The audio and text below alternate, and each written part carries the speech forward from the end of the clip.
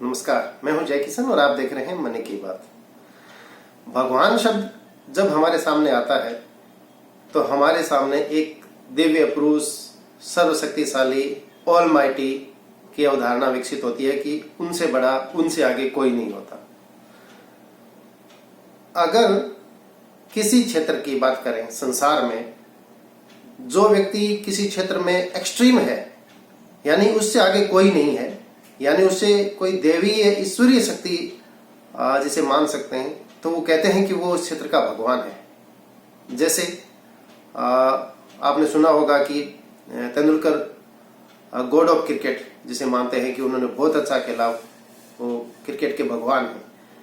या जैसे हॉकी के भगवान या हॉकी के जादूगर ध्यानचंद, जिनका नाम आपने सुना होगा, दौलत के भगवान वॉरेन बफे, यानी कि संसार में जिनसे आगे कोई नहीं है, उनको उस क्षेत्र का एक्सट्रीम माना जाता है, उस क्षेत्र का गॉड माना जाता है।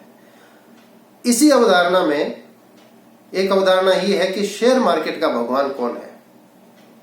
देखिए, काफी दिनों तक ये चर्चा चली कि भाव भगवान है, कि भाव होता है वो सबसे ज्यादा इंपॉर्टेंट है, लेकिन ऐसा नहीं। इससे आगे एक अवधारणा और भी है।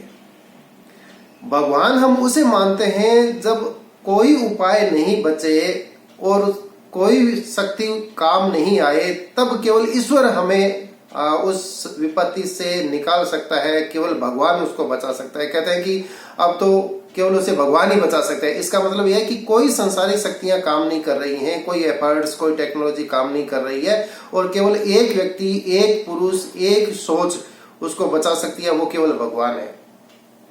तो स्टॉक मार्केट में भगवान कौन है? देखिए, बड़ी दिलचस्प बात है। अगर आप स्टॉक मार्केट में पैसा कमाना चाहते हैं तो सबसे पहले आपको पैसा बचाना होगा, यानी अपना नुकसान बचाना होगा। अगर आप रहे, आपकी पूंजी रही, आपकी कैपिटल रही, तो आप पैसे कमा लेंगे। लेकिन अगर आपकी कैपिटल नहीं बची, आपको नुकसान हो गया, तो आप पूंजी नहीं कमा सकते, आगे मुनाफा नहीं कमा सकते। इसलिए कोई भी ट्रेड डालें, उससे पहले अपना स्टॉप लॉस, यानी हाँ, ये भगवान है। स्टॉप लॉस आपका ट्रेडिंग का भगवान है, वो केवल आपको बचा सकता है। अगर आपने कोई स्टॉक 100 रुपए में लिया है, आपकी इच्छा है कि वो 110, 120 में बिके, तो कम से कम उसका स्टॉप लॉस 95, 97 कहीं पर भी रखें, और वो लेवल अगर आ जाए तो उसको सौदे को काट दें। ऐसी स्थिति में आप कभी भी नुकसान में नहीं रहेंगे। इसलिए ये माना जाना चाहिए कि स्टॉक मार्केट में काम करने वालों के लिए स्टॉप लॉस भगवान है। इसलिए अपना स्टॉप लॉस अपने दिमाग में हमेशा रखें, हमेशा उसको याद रखें। जब भी ट्रेडिंग करें, स्टॉप लॉस के बिना कभी नहीं करें। ये आपको हमेशा बचाएगी। ये एक प्रकार से भगवान है ट्रेडिंग करने वालों के लिए। नमस्कार।